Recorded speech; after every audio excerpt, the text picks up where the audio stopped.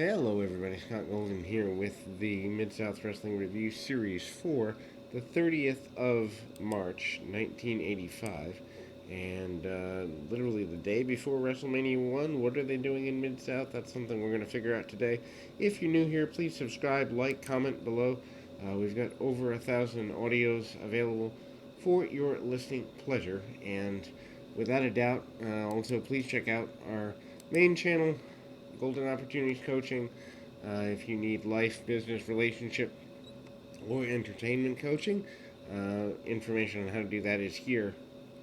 Jake Roberts wants the television championship. He is very convinced that he's the best thing on Mid South TV, and I think you'd be hard pressed to not and to unconvince him of this. He believes that he took Terry Taylor to the limit, and he can handle just about anything, anywhere, anytime. Jack Victory and Brickhouse, returning Brickhouse Brown. We haven't seen Brickhouse in a couple of months, and Jack Victory is back here after a little while. So maybe bookers have changed for Victory to return. I don't really know. I do know that they basically go into a very basic match pretty quickly. Victory gets overpowered. Obviously, Brickhouse is a guy who does have a good bit of power and cinches up on the hammerlock. Really basic stuff from the bottom here, and Victory fighting from behind. Ultimately, we kind of see Victory block his man and ultimately send him into pretty hard spots and shots by Brickhouse Brown. Brown manages to get a body slam or two, brings the Victory up to his feet, tries to cut him off. Big body slam by Brown, and Brown again. This is probably one of his first major territories. Shoulder tackle almost like a Butcher Reed off the second turnbuckle on the inside. 1, 2, 3, and Brown is very victorious and successful and all that good stuff. We then see a very angry Kamala attacking Shawn Michaels before the match even begins. Kamala has been, embarrassed in previous weeks here, and he goes completely nuts, chops, slams, layouts on Michaels. Michaels gets completely obliterated. Multiple Terry Daniels and others come in. Tim Horner come in to try to stop Kamala. The exact wonder of why Shawn Michaels, we don't really know. Terry Taylor gets tossed over the top rope in the meantime. So many, just Kamala,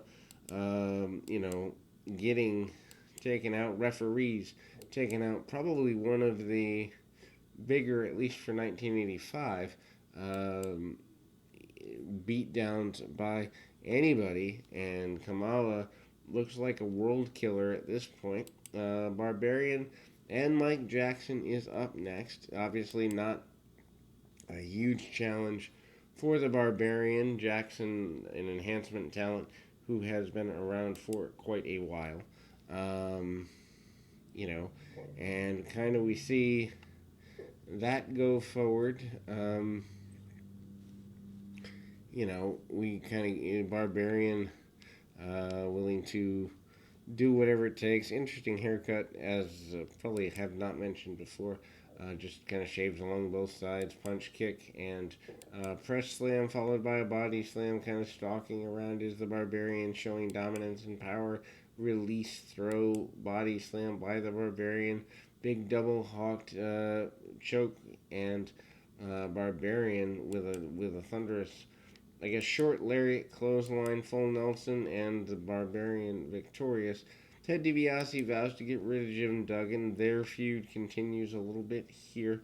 That's been going on for quite a while. Dr. Death and Chris Adams against Pritchard and Daniels. Usually Daniels been teaming with Michaels as of late, but Shawn Michaels gets laid out earlier, and that is not, ultimately a very good sign for him. Anyway, Pritchard has not necessarily found where he thinks he belongs in the area yet. We'll see him develop over the next several months there. Pritchard gets sent to the outside, double arm trip, and a slingshot by Adams. Adams a multi-time world-class heavyweight champion. Big body slam on Pritchard, and then we see Williams come back in, Irish whip through the ropes. Goes Pritchard, tags off to Daniels. Daniels comes in, drop kicks attempted but shrugged off by Williams. Williams misses a big elbow drop, a little premature, and then we see Adams come back in. Adams comes back in right in time to catch a super kick on the chin of his adversary Daniels, and he gets the victory for his team. Thor begins, which later becomes Nails, which is kind of an interesting run. I think this is the first time we've seen him here. Maybe the first time that he's in a territory. I think he started in the AWA. But anyway, he's facing Kerry Von Erich here, and that is reason for celebration, I guess. Kerry Von Erich's return as former NWA World Champion to just a all-around top guy. Maybe they're going to do some trade agreements with Texas. Don't really know the history of Mid-South in '85, but I could see there being a trade agreement there. Anyway, Von Erich, with the arm bars, Thor into the hammerlocks reversal by Von Erich. Von Erich coming off winning the World Championship in 1984. I believe it was April, I think it was May of '84. So, just certain notoriety and trying to get world class and Mid South taken as seriously as possible.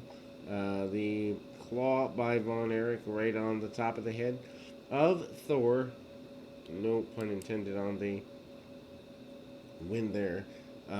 Jake Roberts confronting Kerry Von Erich, basically making it appear that he wants Von Erich, and they brawl around the ring.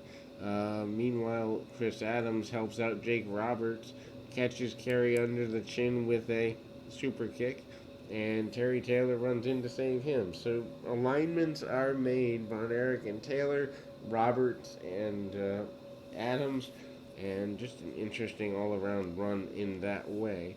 The Dirty White Boys versus Horner and Armstrong is up next, which, again, the Dirty White Boys kind of in the past few weeks getting into brawls with the Rock and Roll Express. They have not, I don't think, taken a championship opportunity yet, but certainly that is coming. Horner manages to get some ride time on one of the Dirty White Boys, manages to come up with an arm bar. Dirty White Boys cut Horner off from his corner, no pun intended there, and they stay on, even go into the full Nelson, and Horner having some difficulties. Armstrong also Armstrong in the early part of the match, the Dirty White Boys managed to cut the ring off. Big clotheslines by them. Drop of the knee across the middle of Horner's face, rather. And then you see the vertical suplex. Doesn't get all he wants. Snaps him over anyway. Dirty White Boys double back elbows. Pretty aggressive with their assertion of dominance. And a Samoan drop release for the victory for the Dirty White Boys. Our main event or final match of the day, 'cause I can't say a standby match is a main event. Paul Brown against Steve Casey. Casey and Brown, I think, both new to the area at the time. Maybe Casey's been here once before, but Steve Casey, majority of time spent in Texas up to this point.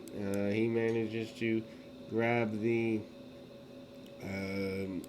leg, kind of, goes for an inverted toe hook, and then we go to Brown grabbing the head scissors. Casey coming out of the head scissors with a tip up and over. Real basic stuff there, and the side headlock takeover, followed by Casey going for the arm bar.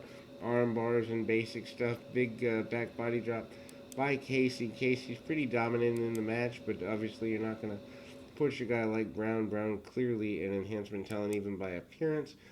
Surfboard and a victory by Steve Casey to close the program. We'll be back with the month of April here in 1985, Mid South, right after this.